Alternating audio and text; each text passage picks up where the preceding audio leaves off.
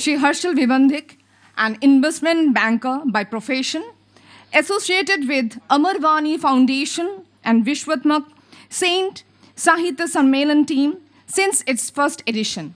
So I hand over the session to Shri Harshal Vibhandik to invite our foreign delegates to present their papers. Please, sir.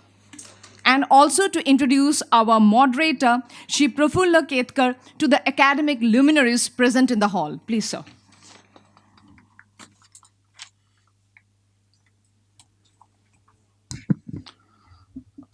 In our first edition of Vishwatmak Sant Sahitya Sammelan happened in Kolhapur, we had foreign delegates. They are especially the foreign students who are studying in Indian universities. Last time we had a delegate from Eastern Europe, Africa and Sri Lanka, and they talk about their respective religion and peace. Since the current Sammelan is happening here in Tripura, this time we have delegates from neighboring countries. We have from Nepal, Bangladesh and Myanmar. I would like to welcome Mr. Tharthana from Myanmar. He is a PhD student. He is doing PhD in sociology. Please come. Then I would like to welcome Mr. Naranchimeg from Mongolia. She is doing her master's in social work. I would like to welcome Mr. Amit Kumar Kushwaha from Nepal. He is doing his master's degree. Then I would like to welcome Ms. Joysree Biswas. She is from Bangladesh and she is doing PhD in dance from Faculty of Performing Arts. And we had our program president and moderator, Mr. Prafulla Ketkar. He is the editor of Organiser Patrika weekly. We are starting our session with Mr. Tharthana from Myanmar. He is doing PhD in sociology from MS University, Baroda. And he will be talking about cultural form of worshipping Ashtalakshmi, goddess in Myanmar.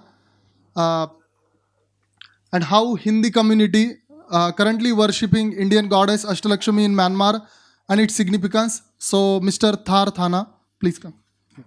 Good afternoon, ladies and gentlemen. So, today I'm proud of myself and also, and I want to say thank you for inviting our university and giving the opportunity. And first of all, may I introduce myself? My name is Tharthana. Please call me Sasana. I'm from Myanmar. I'm Buddhist monk from Myanmar. This states the border between India, Bangladesh, and Myanmar. So, but most of the Gujarati, they don't know Myanmar.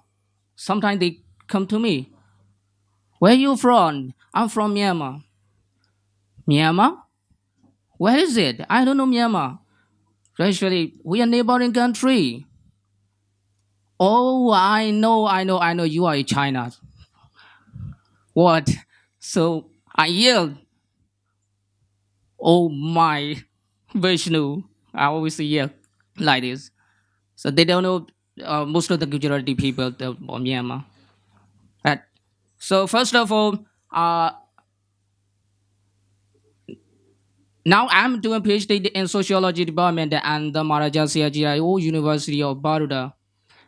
And today I wanted to share you cultural forms of worshiping Ashtalakshmi goddess in Myanmar, Burma.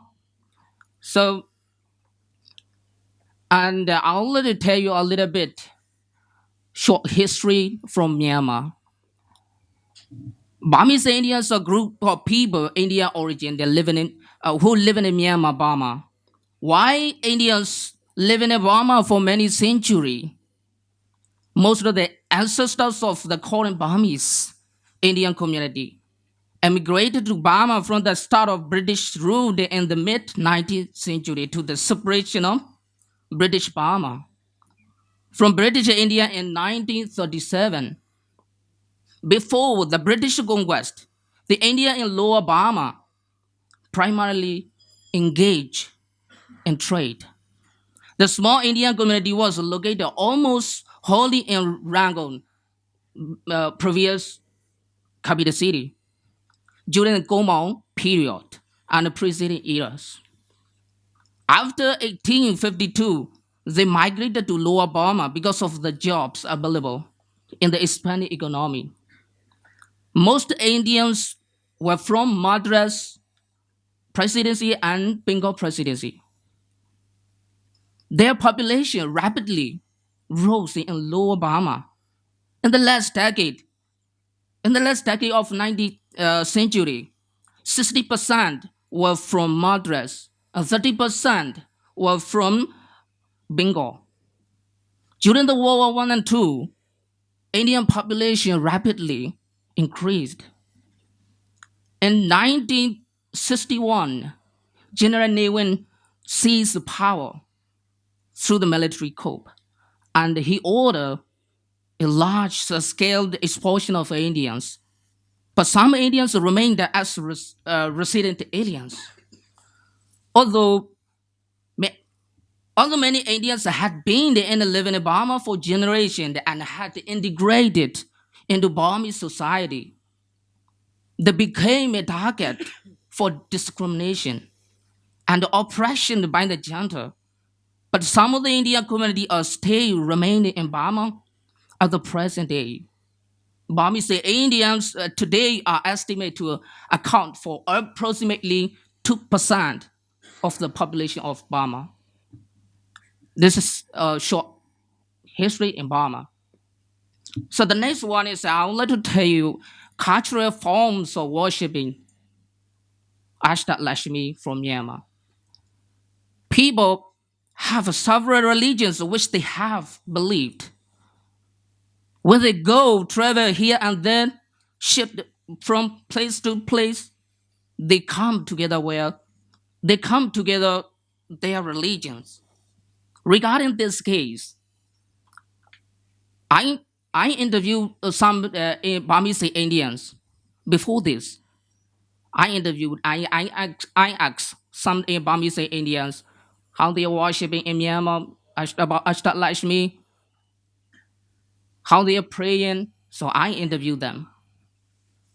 Some people, Indian Burmese and Tamils and Bengal and the other religion. So regarding this case, I asked some Burmese Indian about Ashtalakshmi. So I wanted to talk about Ashtalakshmi, how Burmese Indians worshiping goddess Ashtalakshmi, about cultures. Ashtalakshmi is the goddess of wealth and prosperity, especially when Burmese Indians are holding in a birthday party, wedding party, a new house party, and then before celebrating any festival, they always pay respect and worship goddess. These puja are traditionally performed in the Hindu home. The puja is performed in the evening to invite the Lakshmi, the goddess of wealth. People prayed and worship for peace and wealth and prosperity for all the family with oil lamp, yellow powder, red powder, flowers, and water. In the first day of Diwali festival, Burmese New Year festival, fire walking ceremony, they worship also. On the other hand, as a special day, Lakshmi festival are celebrated within July 15th and 16th and August 15th and 16th. It depends on cleaner. And every Friday, they go to the Hindu temples and begin by offering fruits, turmeric, and the flowers, coconuts, special oil lamp to the goddess of Lakshmi. Lakshmi is the worship by reciting Vedic mantras, which preacher make them chant. Hindu monks splash their hand with the water warning mango leaves. A special lamp lighted in front of the goddess Lakshmi. adoration of the goddess is done by offering everything. At the end of all rituals, spiritual leaders ring the bell. So here, I wanted to talk to you, Asian Pagan Myanmar Burma. Actually, in Myanmar, there is Asian Pagan Myanmar. There are so many stupa. We call in this area over 3,000 stupa. Over 3,000 stupa. There's a Buddhist temple and a Buddhist stupa. But in this area, there's only Hindu temple. We call Narangerel Hindu temple.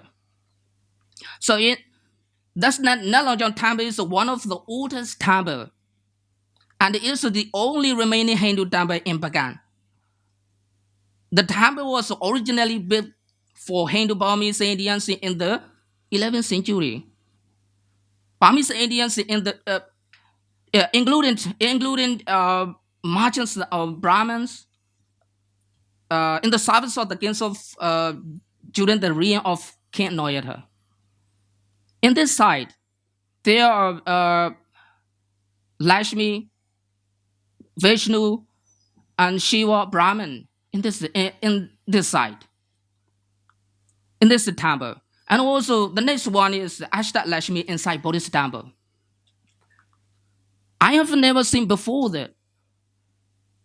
There is Ashtalakshmi inside the Buddhist temple. I was taken aback. Wow, I was so amazing because there's Ashtalakshmi inside Buddhist temple. I've never seen before that. So here I wanted to ask question. I have a question, and this question is Buddhist people worshiping Ashtalakshmi. This is my question. So Buddhism came from India to Myanmar during the reign of King Moderator, who transferred the Pagan kingdom. It has been a long time, but nowadays, some Buddhist people worship Ashtalakshmi has been viewed as a goddess of abundance, fortune, power, wealth, and so on. And also, on the other hand, Burmese Indians worship Buddha. So the practice of the Indian among Burmese Indian is influenced by Buddhism. A traditional, in addition to goddess Ashtalakshmi, the Buddha is also worshipped and any Hindu temples in Myanmar. And in Myanmar house a statue of the Buddha. When Burmese Indian celebrate the Ashtalakshmi festival, the Buddha is put in the second place. That's why in Myanmar, Hindu, Indian Burmese and Buddhist people actually sometimes so complexity that each other religion. So finally, every religion has different groups of their religion according to belief. Religion is of central importance to the lives of the people in the majority of the world's culture and collection of culture system, belief system, and worldviews that relate humanity to spirituality and moral values. Many religions have narratives, symbols, traditions, and a sacred history that are intended to give meaning to life. Therefore, everyone should respect their religion and their culture. So thank you so much. Next, we have Miss Naranchimeg. She's from Mongolia. She's doing her post-graduation master's study in social work, and she will be talking about forms of Lakshmi goddess in Buddhism in Mongolia. In Mongolia, forms of goddess considered as a Buddhist tantric deities. Hindu goddess known as a Pal Den Lam. in Mongolia, and their mantra can be recited by anyone without uh, their their mantra can be recited by anyone without any hesitation. Now I will request Naranchimeg, please come. I am Naranchimeg Narangerel. I am from Mongolia. Mongolia, known as in the world land of our great king Genghis Khan. And I'm pursuing Master of Social Work, second year in Maharaja Sayarja University of Baroda in Gujarat. So it's my first and half year in India. So today I will talk about the Lakshmi goddess forms in Buddhism, especially in Tantric Buddhist deities. So in Mongolia, the worship of the Lakshmi goddess, the forms in Buddhism, it is brought from Tibet to Mongolia around 16th to 19th century. So originally, actually, it's in Tibet. Its origin from brought in India to Tibet around 11th century. So Palden Lama is mostly known as in Tibet Buddhist, in other Buddhist countries, I said. But in Mongolian language, we say Palden Lama in Okun Tingri. Okun Tingri means it is in female Dharma protector. In English, it is a glorious deity. So, as this is only the female Dharma protector among the 8 Dharma Palas. Dharma Palas is meaningful. Usually, it's that they keep the recitals and mantras and the teachings of the Buddhism. So there is a belief that in my country, night before New Year it means like according to our lunar calendar. We have lunar calendar. According to that one, night before New Year, we believe that Lakshmi goddess form, Palden Lama, will come with her horse and visit everyone's house. That's why every householders, night before New Year, we put 3 pieces of ice cube dices in our house roofs. So that Lakshmi goddess form will have a like kind of having the water, and it's she come riding the horse from many very long far away from. So every households worship.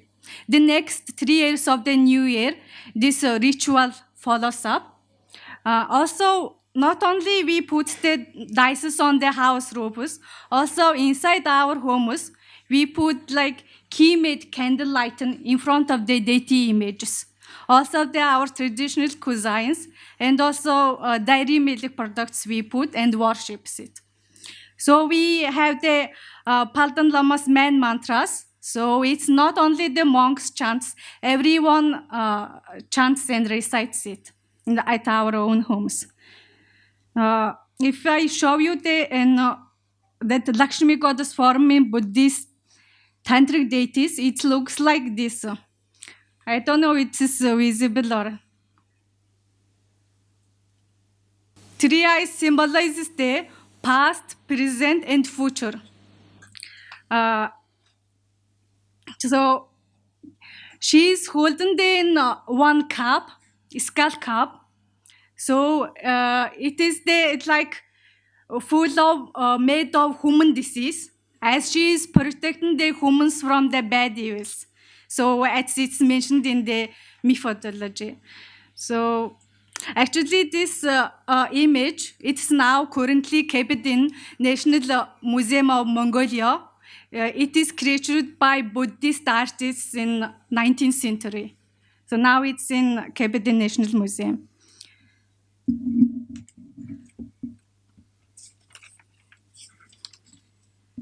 There is another, additionally, I mentioned about why it's worshipped only the Dharma female protector. Among there are other Dharma Palas, Kalaropa, Mahakala, Vaishrava, Begestra, Hayagriva, and Yamantaga. In the history, there is a belief that promised by the Palden Lama throughout the first Dalai Lama's vision, Palden Lama promised to His Holiness first Dalai Lama that she would protect the reincarnation lineage of the Dalai Lamas. And she still keeps this promise because it has been personal Dharma protector for all 14 incarnation of His Holiness. Now, current 14 Dalai Lamas, female man worshipped female Dharma protector is Palden Lama, as it is Lakshmi God's form in Buddhist. So it's not only in Tibet and Mongolia. Many Buddhist countries like in China and Japan and Korea is also worshipped commonly in many countries. We have a major big monastery named as a Gandang.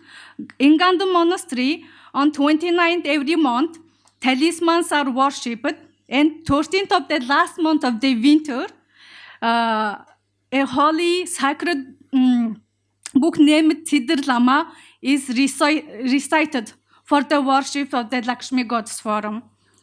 So we believe that the sound of the death chanting and sacred trumpet is free from the suffering of the three hells of the human. So finally, let me recite the Palden Lama's main mantra. It can be recited by anyone. Jo Rama, Joja Rama, Tunja Kala Ranchama, Rama, Ajadaja Tunja Rulu, Hun Jung Hun. Okay, thank you for your attention. Mr. Amit Kumar Kushwaha, he's a postgraduate student from Nepal. Nepal is our immediate neighbor, and we shared religion, culture, tradition with Hindus in Nepal. Prabhu Shri Ram married to Devi Sita, who was from Mithila, currently located in Nepal. As he said that they worship what we do like Navratri, Durga Puja, Dashera, Diwali. They celebrate that every Thursday during the month of October and November. So Amit Kumar, please share your views about Ashtalakshmi. Thank you. Namaste everyone. First of all, I'd like to thank the organizing committee who have organized the wonderful program and give us opportunity to speak in front of you all. Respected guests, myself Amit Kumar Kushwaha from Nepal, and I'm currently pursuing my M.Pharm in the Maharaja Sahajirao University of Baroda. As we know, Goddess Lakshmi is known as the goddess of wealth, which is not only money, tradition and values of life, our family progress, our belongings such as land, properties, animal grains, as well as virtue like patience, purity. This is all our wealth, and this is all are given by the eightfold Sri Lakshmi, known as Sri Ashtalakshmi. As both India and Nepal are Hindu majority countries with nearly 80% of people living in both countries identifying themselves as a Hindus. There are a lot of variation in our festival. Though with Nepali Hindus mainly celebrate Dasai and Tihar, which Indian Hindus celebrate same festival as Dasera or Diwali. In both Diwali or Tihar, there is a worship of Goddess Lakshmi, known as Mahalakshmi or Dhanna Lakshmi, which is one fold of Sri Ashtalakshmi. And the different eight folds of Goddess Sri Ashtalakshmi are, the first one is Adi Lakshmi. This is the name derived from the Sanskrit root Laksh, which means to understand and know, as well as a goal aim. Lakshmi helps people realize their goals by providing them the wealth they need in order to do so. And also Mother Lakshmi resides with the Lord Narayan in the Vaikuntha. The abode of the Lord Narayan is known as Rama, means bringing happiness to the mankind. The another form is Dhanna Lakshmi. Dhanna is a wealth, but Dhan is not only wealth in the coins and currency. Even sun and moon, fire and stars, rain and nature, oceans and mountains, river and streams, all these are wealth. In Nepal, while celebrating Tihar, known as Deepavali, we not only keep lamp in our house, but also we kept lamp in our field where we should grow the crops to respect the goddess, and also Dhanna Lakshmi is believed to show the favor to those who work hard by providing the wealth. The another form is Dhanna Lakshmi. Dhanna means grains, as life would be impossible without food. Dhanya Lakshmi blesses devotees with the great fortune of agricultural wealth. As most people of Nepal and India are involved in agriculture, and we also have seen the farmers before taking the food, they take out their footwear and show the gratitude by honoring her before partaking their meals. This was a similar cultural perspective between the Nepal and India. And there is another form, Gaja Lakshmi. People worship Gaja Lakshmi as the giver of animal wealth. In Nepal, Goddess Lakshmi worship begins from the first day by worshipping the crow known as Kak Tihar. And after that, the dog known as Kukur Tihar. And after that, the worship the cow, which shows the people think animal as wealth. This practice has shown in the India, in the Sikkim state and some of the West Bengal state. The another form is the Santana Lakshmi. From the name, Santana means the children. In the family life, the children are the greatest treasure. In Nepal and India, the couples pray the Santana Lakshmi, thus they got a wealth in the form of disabled children with a good health and a long life. The another form is the Bira Lakshmi. This form of Ashtalakshmi grants the boon of infinite courage and the strength. Bira Lakshmi blesses worshipper with the strength required to overcome obstacles on the path of one material or spiritual life. And another form is the Vijay Lakshmi. From the name Vijay Lakshmi, whose first name is Victory, Vijay is to get success in all the undertaking, all the different facts of life. Vijaya Lakshmi favors those who maintain a positive attitude in the faces of all the difficulties. And the last one form is the Vidya Lakshmi. As Vidya means knowledge. This form of Lakshmi that helps guide one to do intellectual development. And the sum of the cultural perspective similarity between Nepal and India, as there is a greatest friendship bond between the Nepal and India by culture and religious faith. For example, marriage ceremony of Lord Ram from Ayodhya and the goddess Sita from the Mithila, which is known as the Janakpur. Even to make a more extensive of the cultural aspect, the Prime Minister of India started the Ramayana circuit by train. So the Trai region of Nepal, which is connected by the border Bihar and Uttar Pradesh, cultural perspective about Ashtalakshmi are almost same. Though Lakshmi is worshipped daily, special pujas or prayers are done on the month of October and November. People of Nepal and India invoke the presence of Ashtalakshmi by maintaining cleanliness, offering flowers, lighting lamps, and making rangoli patterns, which are made with the colored flowers and powder. As it is believed that the goddess Lakshmi herself visits their home and showers them with the wealth and prosperity. Her worship ceremonies also include people offering food and sweets, chanting her name, honoring names, prayers repeated, and devotional songs being sung by them, the people in both Nepal and India. As we all are surrounded by the eightfold of Ashtalakshmi form, so we always pray to the goddess Ashtalakshmi for the things which given to us. At last, I want to tell Jai Ashtalakshmi Mata, Jai Nepal, Jai Bharat. Thank you. Now I would like to request Miss Joysree Biswas. She is from Bangladesh, doing her PhD in dance in Faculty of Performing Arts. She proudly do Lakshmi Puja at her home in Bangladesh, and she's going to talk about Goddess Lakshmi worship every Thursday by reciting Panchali in every Hindu household in Bangladesh. It's a cultural and historical perspective with our Indian tradition. Joysree. Pranam all gurus. Today, in the conference on Ashtalakshmi Shanti Bihar Sammelan 2022 by the Department of Tourism in Tripura. Thank you, organizers of the conference, for giving me these opportunities. This is Joysree Biswas, and I am from Bangladesh, Faculty of Performing Art, PhD Dance, the Maharaja Shahjira University of Baroda, Gujarat. My title: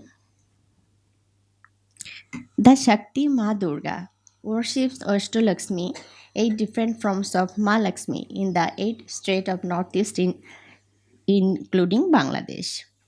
First of all, Lakshmi Dhyan. Om Pashokho Malikanto Srini Bijjamo Shomo Padda Shanastang Dhyatyo Sriyang Toilokko Mataram Gaura Barnang Shurapancho Sarvalakhar Vushitam Rukho Paddo Vakro Koding Bardang Dokhinetu. There are 8 divine forms of Ashtalakshmi: Adi Lakshmi or Mahalakshmi, Dhanna Lakshmi or Aishwarya Lakshmi, goddess of prosperity of wealth. Dhanna Lakshmi, goddess of good grains. Gaja Lakshmi, the elephant of goddess. Shantana Lakshmi, the goddess of children. Veer Lakshmi, the Veer Lakshmi, goddess of valor and courteous. Vijay Lakshmi, Vidya Lakshmi, goddess of knowledge. Vijay Lakshmi, goddess of victories. Adi Lakshmi. Adi Lakshmi, also known as Mahalakshmi or Mahalakshmi, is the first form of goddess Lakshmi. She is the daughter of Shri, Virgo, and consort of Lord Vishnu or Narayan. Depicted Adi Lakshmi with 4 hands. Dhanna Lakshmi. Dhanna Lakshmi is the repository of all the wealth of universes. Dhanna Lakshmi is depicted with 6 hands.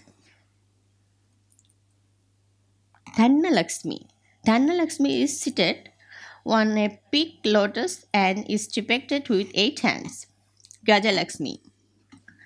Gaja Lakshmi of Elephant Lakshmi. She was born from Turning Osia. She is the daughter of the Osia mythology, as it has Gaja Lakshmi helped Lord Indra to return his lost wealth from the depict of the Osia. Gaja Lakshmi is depicted with 4 hands. Shantana Lakshmi, she is the goddess of progeny, strength of the family life. Worships of Shantana Lakshmi are believed with good children, with good health and longevity. The goddess is usually depicted with 6 hands. Veer Lakshmi, goddess of Ventress and Chorus. Veer Lakshmi is worshipped for attaining patriots and strength and overcoming difference in the life and leading a stable life. The goddess is usually depicted with 8 hands. Vidya Lakshmi, goddess of knowledge. Vidya means knowledge is as well as education. This form of goddess Lakshmi is the giver of knowledge in arts and science. Vidya Lakshmi is usually depicted with 4 hands.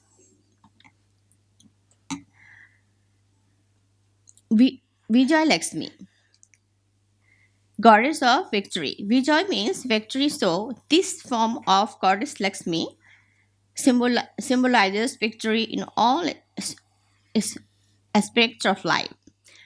Vijay Lakshmi is worshipped to ensure all-round victories in every aspect of life. Vijay Lakshmi is depicted with 8 hands. This Ashtalakshmi Puja is celebrated in 8 states of Northeast India in the Eastern region of the representing both the geographically and political administrative division of the country. It consists of 8 states: Arunachal Pradesh, Assam, Manipur, Meghalaya, Mizoram, Nagaland, Tripura, Sikkim and Bangladesh. Cultural aspect of Lakshmi Puja between 6 states of Northeast India and Bangladesh.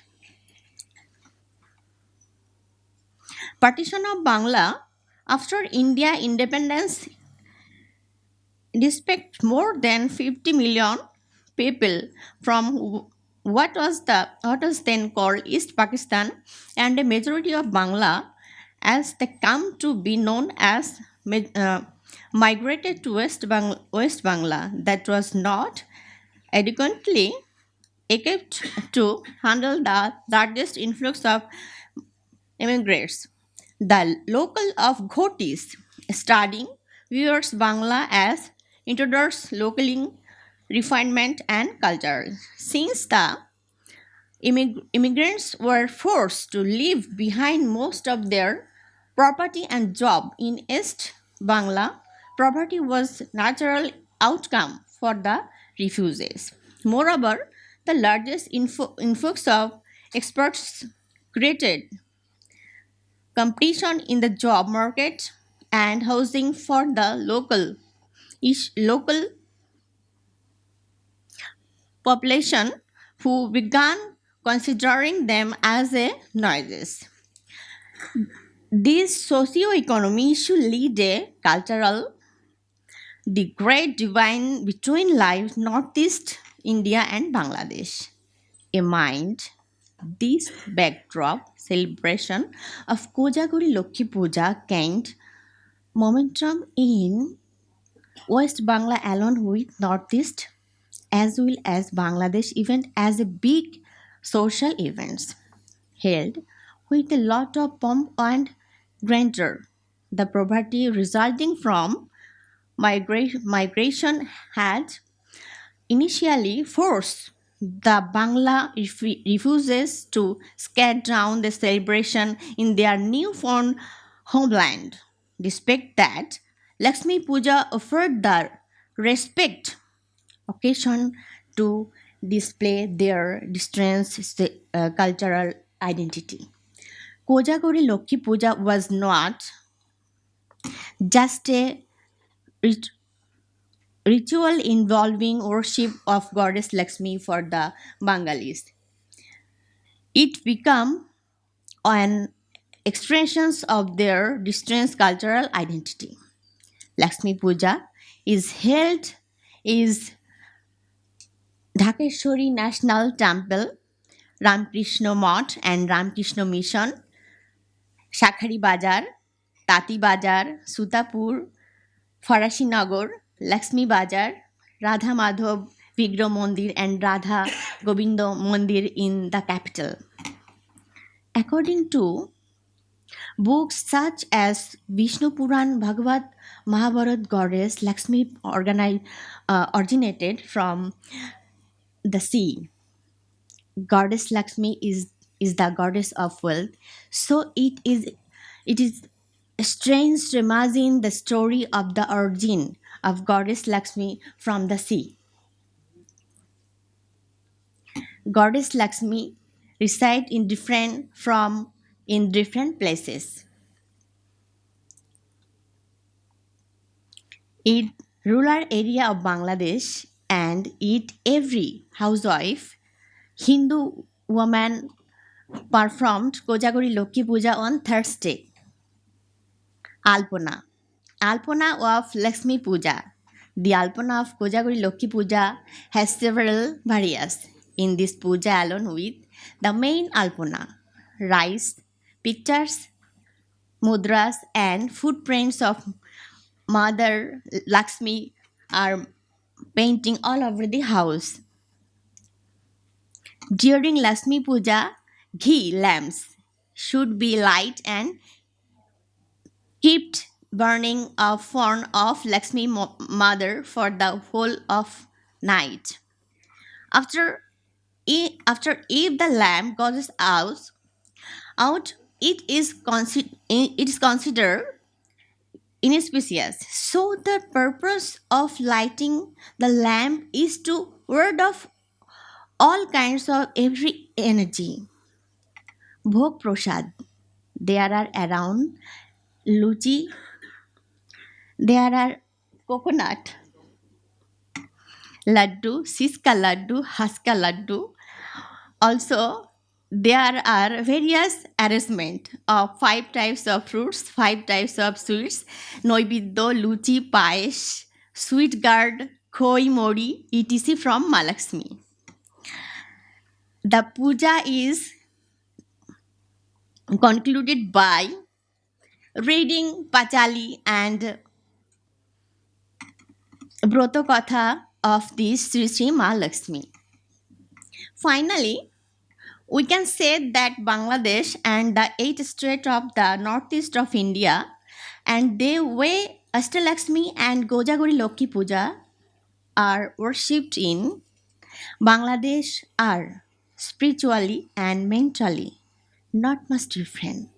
Some changes are observing in their languages, and race, mood of worship, behavior, food, and culture. Shri Shri Lokhi Devi Pranam.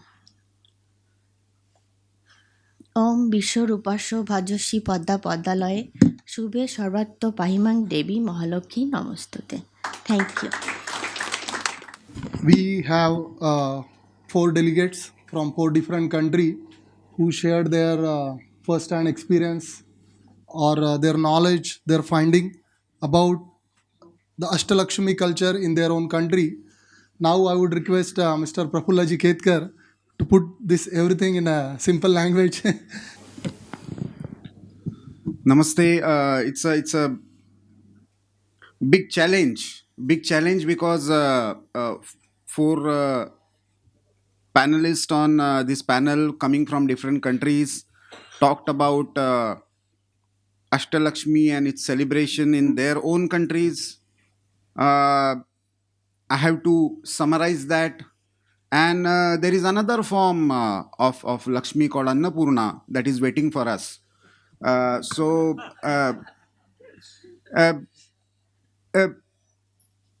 see, Tharthan, you said Gujaratis don't know Myanmar.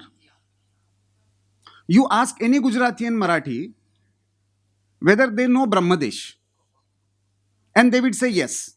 You ask them, do you know Rangoon, Yangon? They will say yes. They ask them, do you know Mandle? They will say yes. Because Myanmar is a colonial construct. So they don't know Myanmar. Gujaratis have traveled to Myanmar for trading. Marwadis have traveled to Myanmar for trading. Because for them, or for any of the Indians, this idea of other, idea of border was not existing. When Buddhist monks traveled from India up to Japan, did they travel to other countries?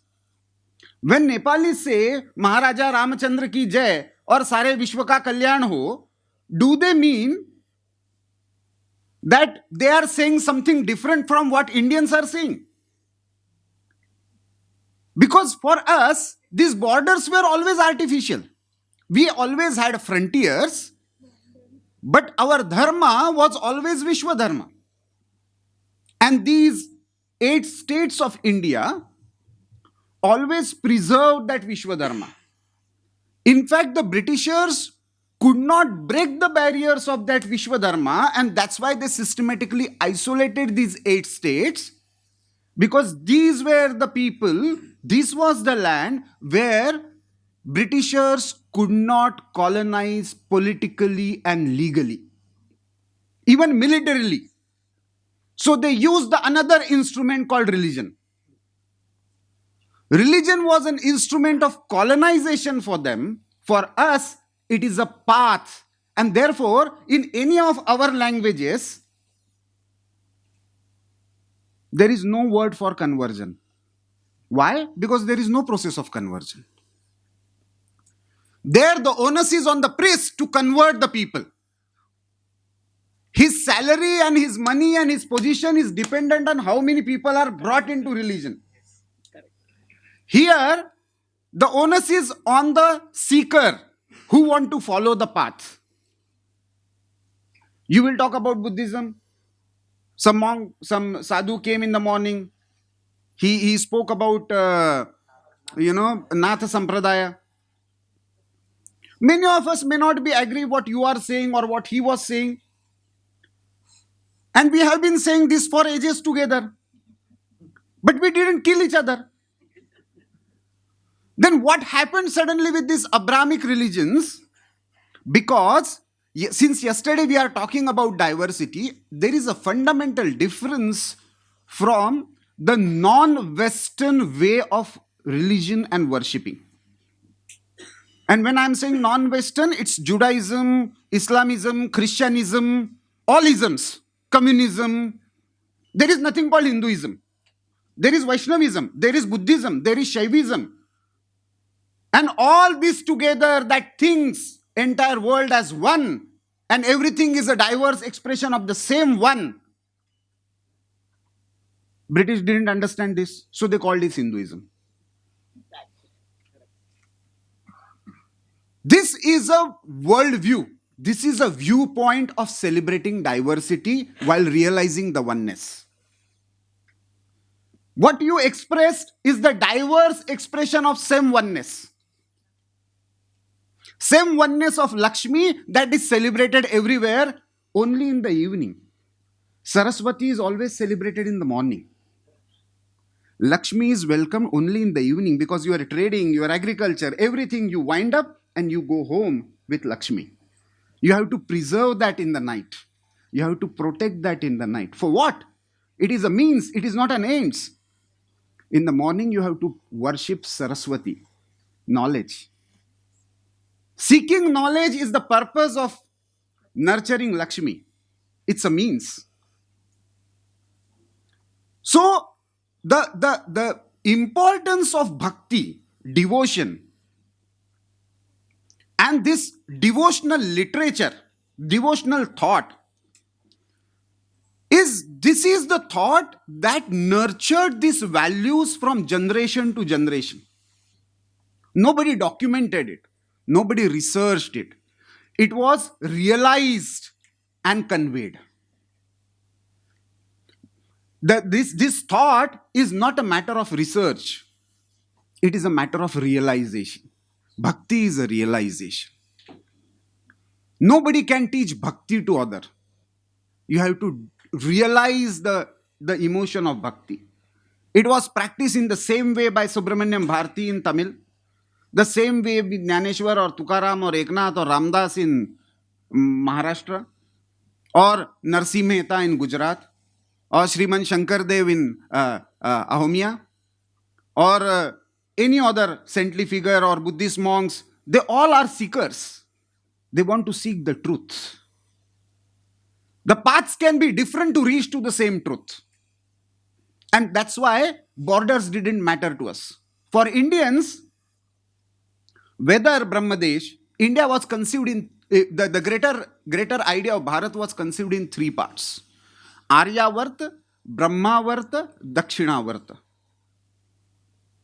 For all Indians, Nepal was always part of Aryavarta. It is ruled by different king. It's fine.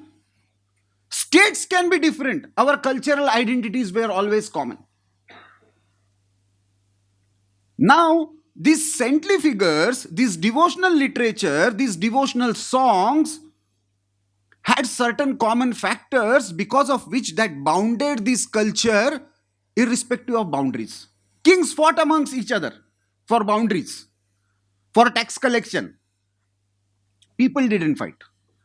India got divided only once, that is in 1947 and after 1971. Right. For Indians, religion was never a point of identity. Language was never a point of identity. No Indian state in the history was founded either on the basis of religion. Only exception is perhaps Ashoka and Akbar, who consider their own religion as the state religion. Unfortunately, we consider them secular. So,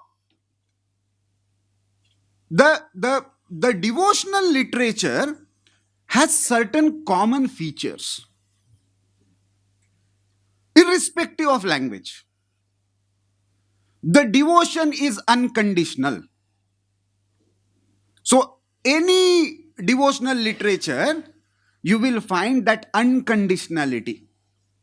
Whether Krishna is preaching or Shankardev is preaching, that bhakti yoga is common. In that commonness, there is one important aspect which is celebrated only in the eastern part of the world, whether Hindu or Buddhist or whichever way you want to call it.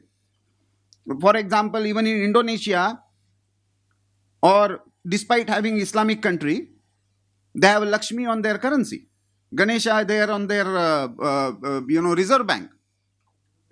Even after becoming largely Muslim, for Bangladesh, it's Amar Sonar Bangla and Balobashi. Sonar Bangla Bhalobashi. Now, this idea of feminine divinity, divinities can be seen in a feminine form and not just in a masculine form, is only available in non-Abrahamic religions. In Abrahamic religion, there is no concept of feminine divinity.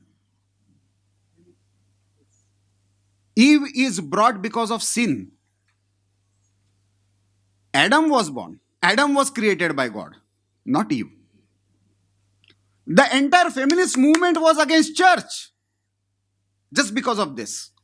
But in devotional literature, entire devotion is in form of femininity. And that's why there is a concept of Mauli. So motherhood, that instinct of motherhood in creation and prosperity, it's not just giving birth to somebody. Germinating certain ideas is also a kind of motherhood. You have to nurture that idea.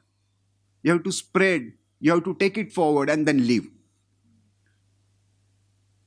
So, this is another second important feature. Then, continuous awakening. It's not happened that, I did bhakti, I attend something and tomorrow I have left. No. So whatever happening around you, all devotional literatures have reacted to it and did some kind of social awakening through bhakti. So bhakti is not for my individual salvation. Bhakti is for collective salvation. It's for goodness, happiness of all. Vishwa ka kalyanam. Universal happiness.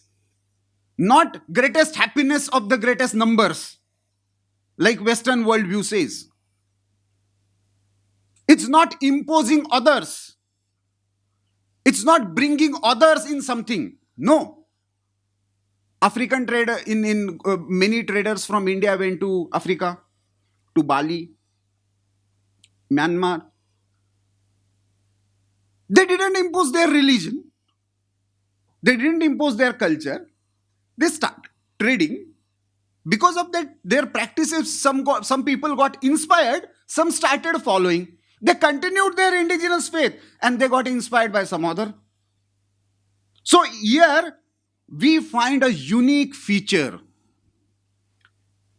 That unique feature is, and I always tell Rami, she's there, if there has to be a meta-narrative of Indian civilization, the grand narrative of Indian civilization, then it can be encapsulated only in one thing. If Europe has given us political democracy, one person, one vote. US has given us the idea of economic democracy. Everybody has a right to choose his or her own profession. That is idea of America. What is idea of Bharat? What is idea of our Eastern world? What is idea behind this Lakshmi, Saraswati and various forms of this diverse expression behind oneness? That idea is spiritual democracy. This is the only worldview, thought, devotional literature, bhakti, where everybody is allowed to choose his or her own God, deny the existence of God, create new God, declare yourself a God, accept somebody as guru, say that I don't believe in God, and still you can do bhakti.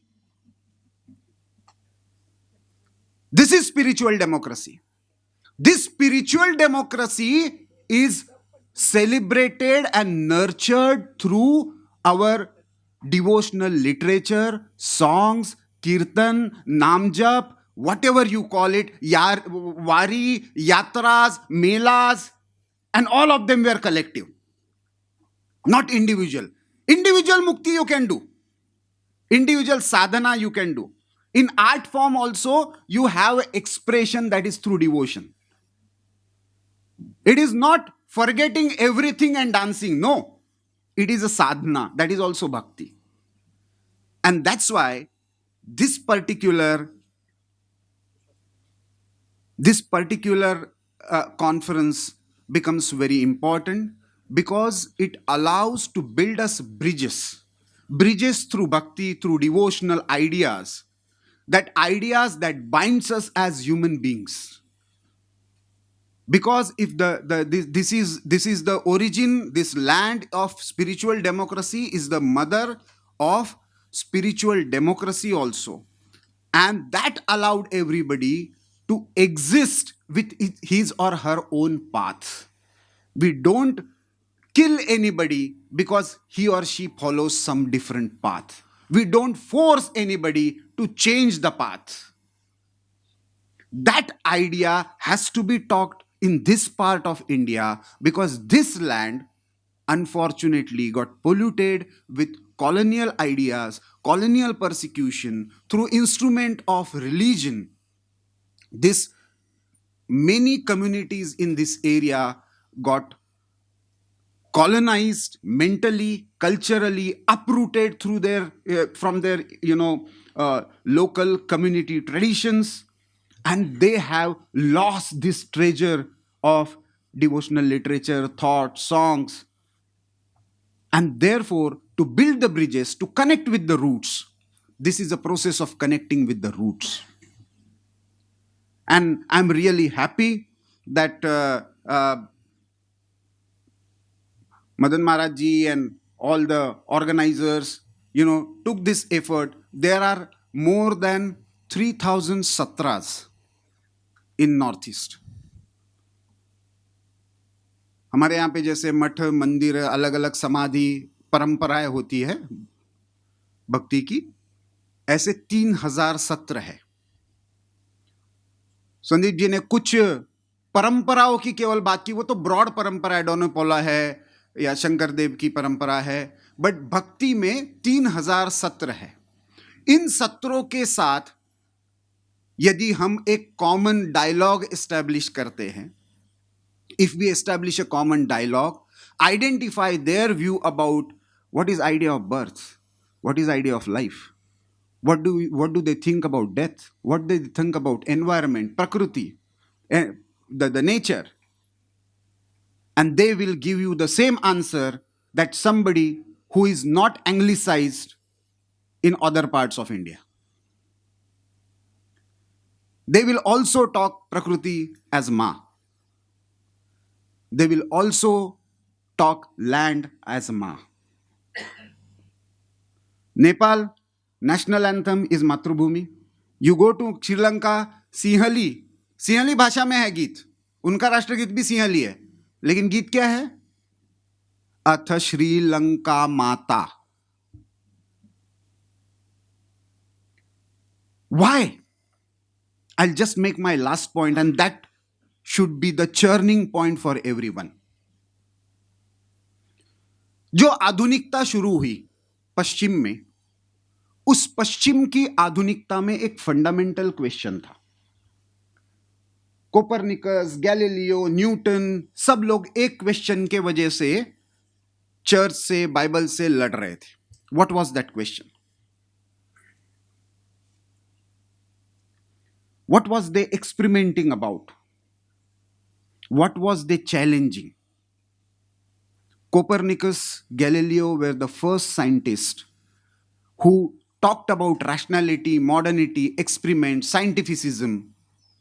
They raised the first question that Earth is not flat but spherical. It's not the sun that is revolving around Earth. It is the Earth that revolving around itself and sun. What happened to them? They were doing this in 14th, 15th, 16th century. What happened to them? They were persecuted. One was put in jail for 30 years. One was forced to consume poison. All of us are studying geography for ages. क्या भाई नेपाली में क्या कहते हैं geography को? नेपाली में geography को क्या कहते हैं? स्कूल में पढ़ा होगा ज्योग्राफी, पक्का? हाँ. बंगाली में क्या कहते हैं? पक्का? तमिलनाडु में चले जाइए, केरल में चले जाइए, सिंहली में चले जाइए, भूगोल ही है पिछले 3,000 वर्षों से. अर्थ is spherical, this universe is spherical, भूगोल और खगोल शब्द आपको भारत की हर भाषा में मिलेंगे. किसी ने किसी को काटा नहीं, कम से कम आर्यभट्ट के समय से तो है ही. जब से जीरो है तब से भूगोल है. मदर कंट्री तो इंडिया ही. वहां पे 15वीं शताब्दी में कोई ये कह रहा है कि earth is spherical, that's why church is killing him, and they are saying this is the modernity you should follow. और आर्यभट्ट पहले से कहकर गया है जीरो के बारे में ही, भूगोल के बारे में ही, खगोल के बारे में ही. उसको कहते ये रिग्रेसिव थॉट है. Now this is the land which doesn't differentiate between religion and science, spirituality and science.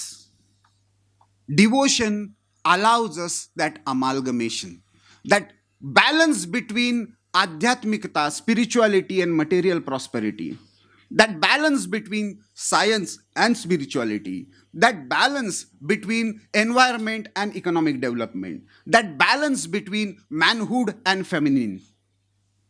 This balance is possible only with this ancient thought which has traveled to us from generation to generation through devotion.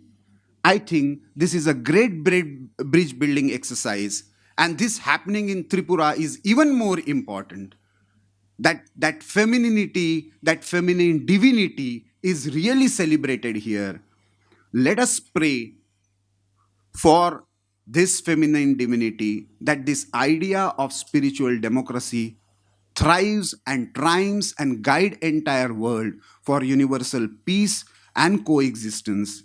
I hope this Ashtalakshmi Vichar Sammelan becomes a building bridge, a bonding bridge, a bridge that will create a foundation for spiritual democracy, for universal peace and coexistence. Thank you for inviting me and allowing me to moderate this difficult session. Thank you. Thank you Praful ji. सब लोग यहाँ पे अन्नपूर्णा को भूल ही गए थे, आप बात कर रहे थे. Now I would request doctor Kalpana Hazare to felicitate the panel, starting with mister Prafulla Ketkar. Dr. Kalpana Tiwari Hazare to felicitate our Honorable Moderator, Shri Prafulla Ketkar, with ceremonial scarf, bouquet, and a memento as a token of love and appreciation. Thank you so much, ma'am. I invite Dr. Kalpana Tiwari Hazare to felicitate Shri Harshal Vibhandik with ceremonial scarf, a bouquet. First, I invite Mr. Tharthana Lnu from Myanmar, has been felicitated by the organizers with a ceremonial scarf, bouquet, and a memento. I request our felicitation team to felicitate our foreign delegate, Miss Naranchimeg from Mongolia, with a ceremonial scarf,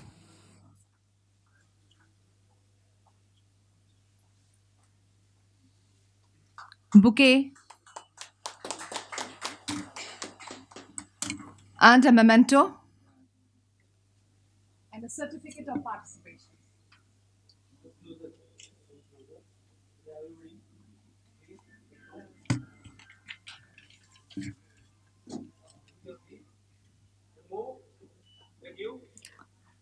Thanks to all.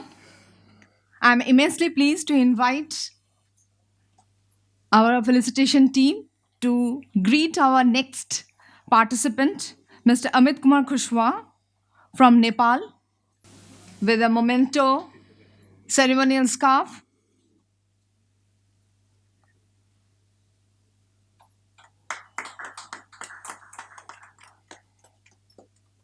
and a certificate of participation.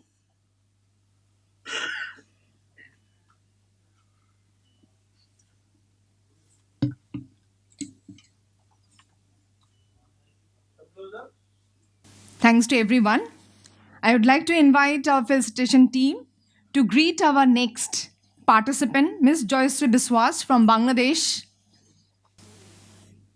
with the ceremonial scarf, bouquet, and a memento, and a certificate of participation.